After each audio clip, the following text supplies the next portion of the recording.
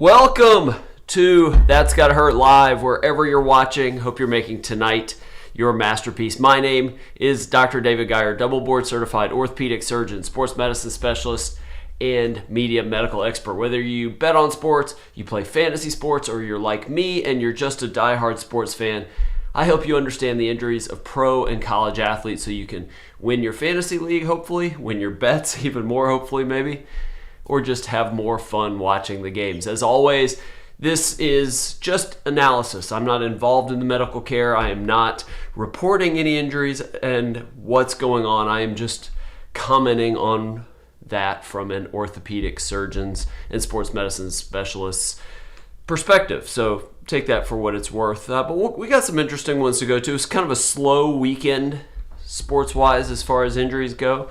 Probably because we had no NFL, but we've got the Super Bowl coming up. A couple injuries maybe we could talk about there. And then handful of NBA injuries that are really more interesting than newsworthy or timely, but definitely worth talking about. If you have comments about the players we talk about, leave those, where is that? Over in the chat, and I'll try to address those as we go. If you have medical questions, injuries that you have yourself, join us. I'll miss this coming Friday, but starting the following Friday, I plan on being here every Friday there on out at noon Eastern time for Ask Dr. Geier Live, where all I do is answer medical questions. I don't give specific medical advice, but I explain an injury, I explain the treatment options, the challenges with the recovery, all of that kind of stuff, and then you can take that for what it's worth when you talk to your doctor and everything else. So, having said that, let's start pretty simple, and that is, and one we talked about last week, Cincinnati Bengals tight end C.J. Uzomah suffered an MCL injury. Remember, he was carted off the field in that game, in the AFC Championship game, was diagnosed pretty soon thereafter with an MCL injury. Now, we talked about that a fair amount, and that is that, I should always have my models ready, but all right, so that is the medial collateral ligament. If you're looking at the right knee, this is the inside, or the side closest to the midline of the body. This is the outside or the lateral side of the knee. The MCL, medial collateral ligament, prevents the knee from opening up that way. So if you get hit on the outside of the knee, that could potentially do it. The good thing about the MCL is that almost always heals. Now, one interesting comment I saw, because, well, let me start with Uzomah. He is telling everybody in the media that he intends to play. He's not going to miss the biggest game of his life. I would say, given the type of injury, being carted off the field, and what sounds like a little bit more of a severe injury, even though they've kept it kind of quiet, that normally under normal regular season circumstances probably doesn't play. But it is the Super Bowl. They need him. He wants to play. He'll probably be back. We talked about they've probably been doing PRP injections, platelet-rich plasma, to get it to heal faster, have him in a brace, doing all kinds of rehab, and it sounds like he's working really hard with the rehab. The challenge is you still are waiting on biology. That ligament has to get strong enough so that you can cut on it and actually not have your knee give way. And so it's not even so much of preventing further injury, even though that's part of it. It's more just being able to do your job on the field, and pass routes and blocking are high risk issues with an unstable or torn ACL, or not ACL, well ACL, but definitely MCL. So this is one that I could see him playing probably in some sort of brace, but still not being at 100%. If you read my chapter on Hines Ward and PRP in my book, That's Gotta Hurt, I talk about that 2009 Super Bowl where Hines Ward played after 3 PRP injections for an MCL injury, and he got back to play, but he was not at 100%. And I hope Uzomah's at 100%, but I think that might be pushing it a fair amount. All right, I want to talk about LeBron James because I'll be honest, I don't know what's going on. He missed 5 games with knee swelling, came back to play. He gave a press conference. I assume the video I saw was from today. It might have been from yesterday, saying that he was doing around-the-clock treatments and trying, hoping that he didn't get a setback with, I guess, playing on Saturday night against the Knicks.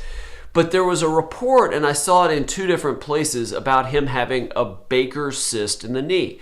Now, it all seems to be, as far as I can tell, based on 2 things. One, a picture of LeBron in his uniform from behind with him wearing leg tights or leggings, and it looks like a big swelling on the back of his knee. It looks as the person that wrote a golf ball in the back of his knee, which sometimes can be a Baker's cyst. And so now there was that, and plus another sort of analyst, like what I'm doing, honestly, a physical therapist in San Diego, wrote an article about knee swelling could be bursitis or Baker's cyst. But that is not coming from the team as far as I can tell. There is no direct intelligence that I've seen online saying it's a Baker's cyst. Why that matters is now it's being reported, well, why would you have a Baker's cyst? And this is what's more interesting than anything else, is a Baker's cyst is a collection of fluid sort of in the back of the knee, behind muscle layers in the knee. And it doesn't just come out of the blue, it comes from the joint fluid inside the knee, usually as a result of either arthritis, damage to the cartilage lining on the ends of the bones, in the light blue, that's articular cartilage, or it could be from a meniscus tear, the C-shaped shock absorbers on either side of the knee.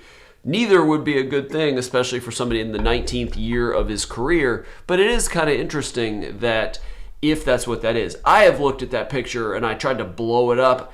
Yeah, I guess it may look like an area of swelling. I was underwhelmed with it, honestly. Certainly to me, it didn't look like a golf ball, but maybe it's not. Maybe somebody sees something I don't. But again, I have not seen that reported. But long time in the league, all those seasons plus all those long playoff runs. I think he's played like 60,000 minutes or something like that. Crazy numbers of wear and tear that is building up on his body. But remarkable health. But this is something to keep an eye on. When the knee starts breaking down in an NBA player, that can be a bad sign. So this will just be something. He'll play, but just watch slowly over this season into next season what this turns into. Jamie, you're very welcome. I really appreciate it. And I hope you're doing well with the snowstorm up in Michigan. I know lots of places had a rough time this past week and weekend. All right, let's talk real quickly. James Harden, I don't know what to make of this. We talked about this a few weeks ago when he had a hamstring issue. Now he has a hamstring strain or hamstring tightness. Really weird quote from Steve Nash, the head coach. His MRI showed a strain, and then he real quickly backtracked. No, not a strain, tightness, which an MRI would not show tightness. An MRI is a picture. It is not a moving. It just that wouldn't show up. A strain would show up because you'd see fluid in the muscle fibers. But regardless, two things to me. One, we've talked several times about hamstrings and how they tend to be recurrent injuries. Once you've had one, it is very likely to have another. So you do everything you can to get it to heal 100% so you don't rush somebody back and then have them re-injure. But one of the challenges is in a sport like the NBA, gauging where somebody is. And so they're talking about doing all this rehab and strength and all this, and that may be completely legit. But that quote stirred a lot of people in Philadelphia and a lot of national media to say, no. The Nets are holding him out so that he doesn't re-injure himself worse, and potentially blow up the reported Ben Simmons, James Harden trade, no trade, whatever the heck is going on in that situation. And they don't want to. The Nets don't want to risk his trade value. Maybe true, I don't know. But the other thing that I've seen probably more often is when coaches sort of give those pretty obvious, they know more than they're telling, it is to protect the player largely from scrutiny from fans, scrutiny from media. I remember it was Yankees manager Joe Girardi, 5-6 years ago, said something about how the Yankees, back when he was there, told the press, told the media that they expected the player to be out longer so that if he got back quicker or it took a little bit longer, they still met that media, but they wouldn't get all the scrutiny from fans and all the scrutiny from the media. Because if a player is expected to be back in 6 weeks and it takes 10 or takes 12, you get all sorts of things. Oh, he's not working hard. Oh, he's injury prone, all that kind of stuff. And we've seen that over and over. These guys that take a long time to recover, and people are like, what in the world? What's going on? So it may be a little bit of, hey, we are just sort of saying he's not there yet. We're not worried, but we're just putting it out there that this is just, I think that is likely what's going on as the whole thing about they're protecting him from a trade. Who the heck knows? I don't know. All right, last two. Bradley Beal. I need another model here. This one is interesting because this will be the only time I probably talk about Bradley Beal or talk about, well, not Bradley Beal, but about this injury. He had a wrist injury. Then it came out it was a wrist ligament injury. Now what they're saying is he has a scapholunate injury. So if you're looking at the hand, this is obviously the thumb all the way around to the little finger. And then you got these small bones in the wrist here in the carpal bones, and then you've got the distal radius, distal ulna. The scaphoid is this bone here, very commonly broken with just landing on your wrist, and that's a bad problem because that can either not heal or it can go on where it loses blood supply and the bone dies. But another interesting injury is an injury of the ligament that connects the scaphoid and the lunate, the scapholunate ligament. And may or may not be a big deal. I like hearing all these NBA writers that do podcasts. There's like, oh, he's just got a wrist ligament sprain. He'll be out a week. That potentially is a bad injury. Those bones can become unstable with that ligament and shift in one or the other direction, and not infrequently needs to be fixed surgically by a hand surgeon. So I don't know that I would necessarily write this one off as no big deal. Oh, it's just the wrist. And we're talking about a guy, again, where shooting is a really big deal. One you're probably not going to see in sports very often, honestly. And what's odd, maybe it happens more than we know. It's just that it's not reported in that level of detail. And then the last thing I got real quickly is not all that interesting of an injury per se, but the circumstances are injury. So Miami Heat forward Markieff Morris was injured over 3 months ago. He was shoved by Nikola Jokic, the center for the Denver Nuggets, who Morris described as a 300-pound sloppy fat boy because Jokic ran up behind him, pushed him down. Anyway, suffered what the Heat reported as whiplash, a strain of his cervical spine, and has been out 3 months. Now, there have been a couple tweets from Morris saying, or there have been reports that he's cleared. He tweeted that he's on his way back, but he hasn't played a game now in 44 games. And here's where I'm interested in this. That seems really odd, number one, for just a cervical strain, whiplash type of thing. 44 games, that tells me there's something more to it. Number two, he has a history of what's called transient neuropraxia, or some people call it transient quadriplegia, where you get a very sudden injury, you get very temporary but paralysis of either your arms and legs or part of that, and it's a very scary condition. Now again, it's transient, it usually goes away, and I want to say that was 5 or 6 years ago. Here is what I worry is going on with Markieff Morris and why this is taking 3 months. With that history of that injury, I wonder if in the workup for this neck injury after the Jokic push, if by CT scan, MRI, they've diagnosed him with what's called cervical stenosis. Let's see, I'm gonna do one more of these. I forgot. I don't have a neck model, but that is basically, so you got the vertebral bodies, and then let's assume my fist is a vertebral body, and then this bony sort of collection of bones around it that protects the spinal cord. If that space is too narrow, that can be bad if you get a sudden collision that jolts your spine. If that space is too narrow, all of a sudden you could be paralyzed. And so I really wonder if they've gotten opinions from spine specialists that say he's got cervical stenosis. I am not reporting this. This is just sort of speculation based on a long history, the injury he had years ago.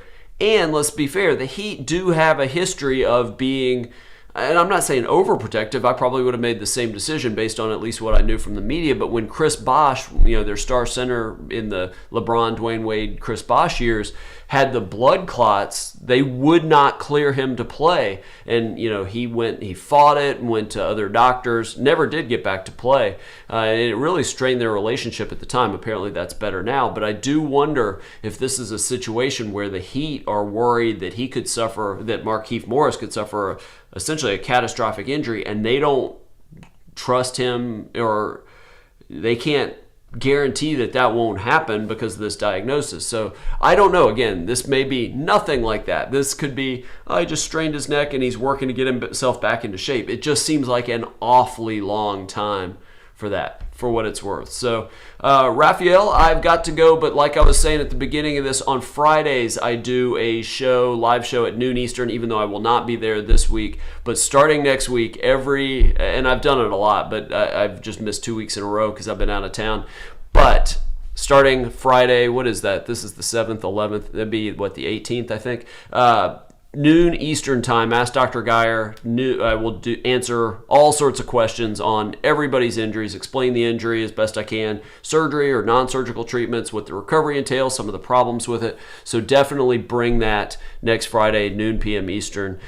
Jamie, same as you. If I have to go, but I am going to start trying to direct as many medical questions to that show because it'll be fun. Answer 20, 30 questions. Should be a lot of fun. So thank you so much for joining. Remember, if you have friends that like these kinds of discussions of sports injuries, college pro athletes, definitely tell them Dr. David Geier on YouTube. Subscribe, click the bell to be notified when I'm on live. And if you have athletes that you want me to talk about their injuries, send me a note ahead of the show and I will try to discuss that night. Thank you so much, and I will see you